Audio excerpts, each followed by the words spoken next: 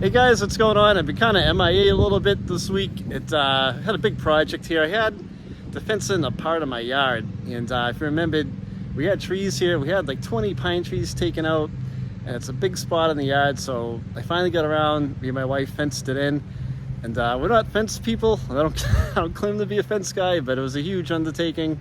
There's definitely a learning curve of laying down a fence. I've got some chicken wire going on right there, so pretty soon I'll be able to get rid of the chicken wire and let the dogs run around.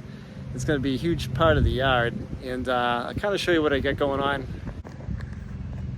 So before everybody yells at me, I already kind of know my biggest thing with this is to keep my dogs in the yard. So I kind of wanted to come down to the ground with the fence. I know you're supposed to keep it like 2 inches off the ground, but you know, my dogs don't really dig, but I wanted to get it on the ground. So we had to trench down a little bit. Kind of what we found out is if you stop pitching up like 1/8 of an inch, by the time you get to the other end, you're like a foot off the ground. So we pretty much got a level and made sure the fence was like level here, and dug down where we needed to. I rented one of those augers from Home Depot, gas-powered augers. It's not my favorite thing to use. They're a little dangerous, especially when you catch a root or a rock, which there's plenty of that stuff in my yard over here. So there was one spot in my yard right here. It's the only place I cemented the pole. Had to trim some off the pole. There was a huge root for a tree right here down in there, and I couldn't bust through the root. It was a huge thick root.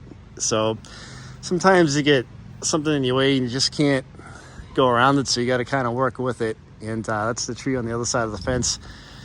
And it kind of jagged a little bit in the back of my tool shed that's going to come down.